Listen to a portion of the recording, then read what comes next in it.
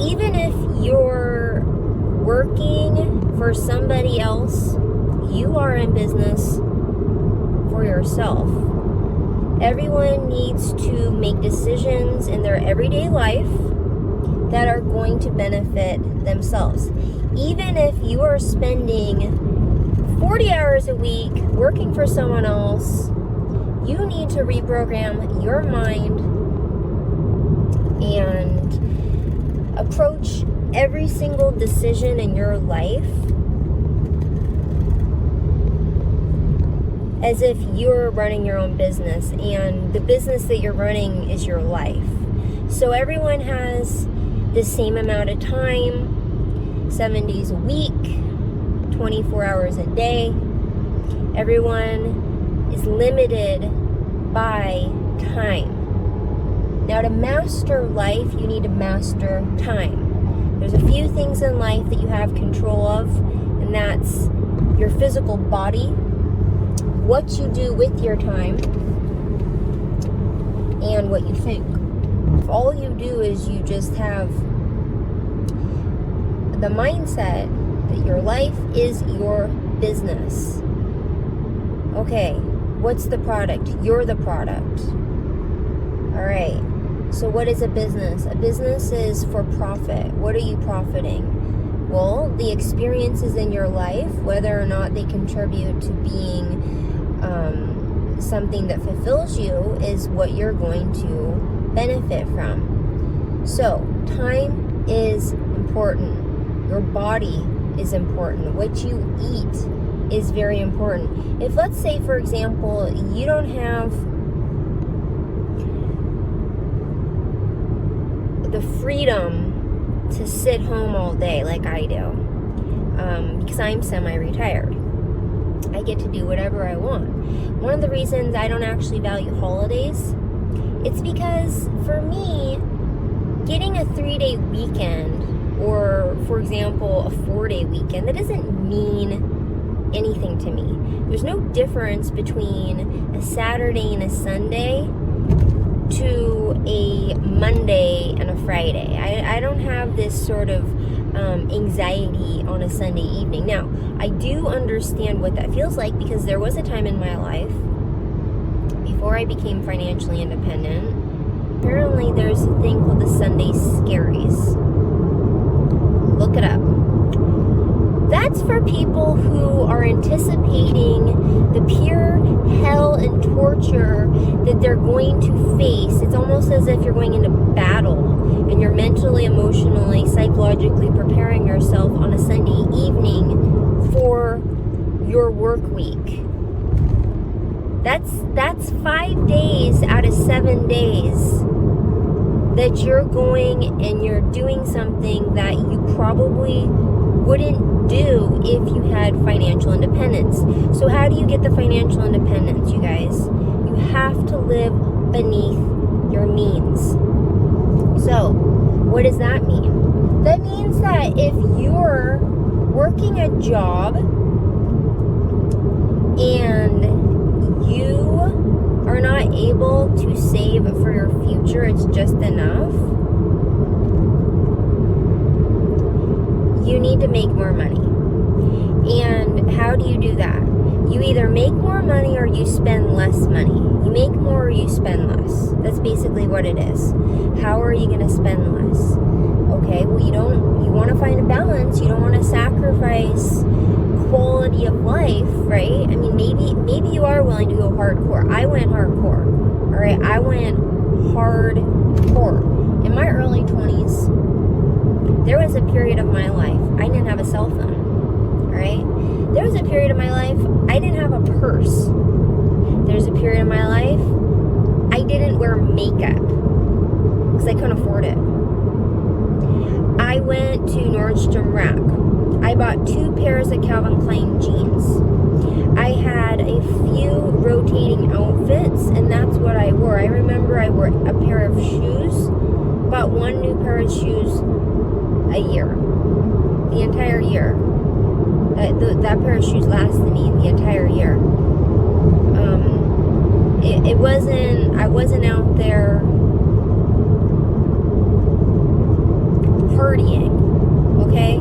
So I didn't make a lot of money, and I wanted to get ahead, and in order to do that, I had to cut back on things that other people would consider just like a birthright. For example, there was a year when everyone in my family was going on a cruise to the Caribbean, and I didn't have the money. And it wasn't like I have a family where it's like, oh yeah, mom's gonna go ahead and just pay for your plane ticket and we're gonna go ahead and help you out. No. In order to get ahead in life, you have to master your body, your time, and your money. Alright? It doesn't, and here's the catch. If you're young and you don't have money, you need to work. If you're old and you have money, you need to prioritize your health.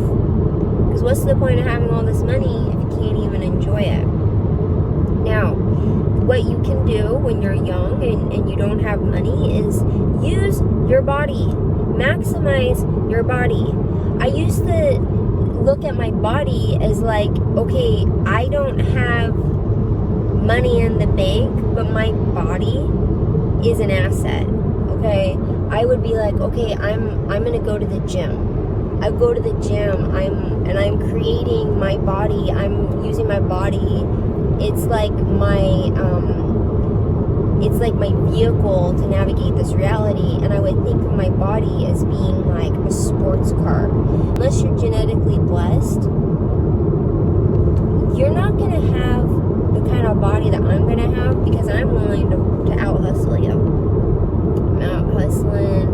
out hustling, working one job, one full-time job. I'm working in a restaurant after my full-time corporate job as a hostess, and then on the weekends I'm working as a cashier.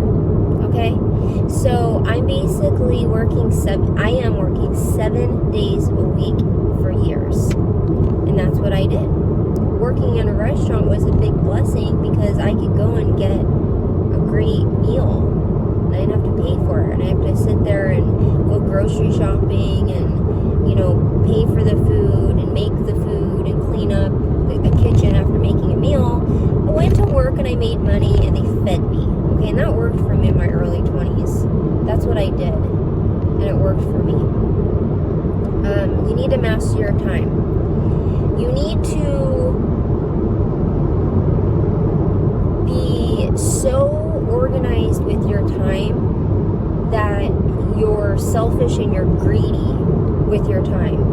Just because someone texts you to go to coffee and you're gonna go hang out, you're gonna waste half of a day catching up with someone who doesn't even really want you to realize what your dreams are. So like if your dream is to save money to buy the car that you've always wanted to drive, and you're willing to go work a side hustle in order to be able to afford this car, your friend that you're meeting up with coffee for, they don't want to see you get super fit, super skinny, super hot, and save the money and get the car. So if you're working a 9 to 5, one of the things you need to do is formulate a plan to stop working the 9 to 5, because that's for brokies. Only brokies get up because their alarm clock goes off and drives to work and eats lunch with people in their office. Like if you're trying to get out of that situation, bring your own food, go to Costco on the weekends, make yourself a really healthy lunch that you can look forward to, and a meal that you can enjoy, that you don't have to sit there and go, okay, I'm going to be working an hour of my life to pay for this meal. Don't do it. Don't do it. Plus you got to tip the person. Don't do it. If you're overweight, get skinny. If you're broke, get money. If you don't have any time to work out, get time. But you have to be able to take accountability. is going to do it for you. And like, if you need to sit there, and if you need to go in the bathroom and look in the mirror and go in the bathroom or get in front of a mirror, look yourself deep in your eyes, and stop fucking lying to yourself. If you are fat and you need to lose weight, lose the weight. Stop making excuses. Do not buy new clothes, because they're not going to look better on you just because they're not going to make you look better or cute because they're new. The only time new clothes look good is if you have a new body. Focus on your new body. Alright? Half of y'all will probably look pretty decent in the clothes that you already have if you lost weight. So the only thing that's going to make you more attractive is just getting in shape. So another thing, stop going out with your friends to happy hour. Okay, unless that friend is going to hook you up with someone that's going to better your life, all you're doing is spending time, spending money, and low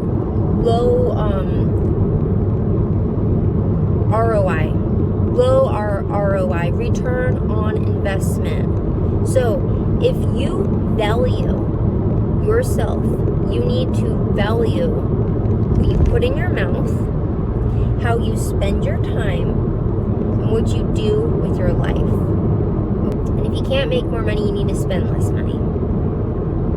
Okay? And if you want to maintain a quality of life, you need to get creative. So something you can do is you need to start leveraging your relationships. If you hang out with a bunch of losers, the chances are you're also a loser. If you hang out with fat people who are unhealthy and never are pushing themselves to do anything and all they do is complain, you're probably a fat loser. Okay? So if you're in a situation where in your social circle, like, you're the richest person, you need to get out there and network and find people that are richer than you. Okay? Everyone's heard the saying that you can determine your net worth is being the average of the 5 people that you hang out with. And that's true. You hang out with a bunch of broke losers, you're probably going to be a broke loser. And for the girls out there, if all you do is just dress feminine, like grow your hair out, don't have it to here, like grow it out long, like long. Wear makeup and look put together and be skinny and like do your nails, you're gonna automatically like stand out. People are going to notice you.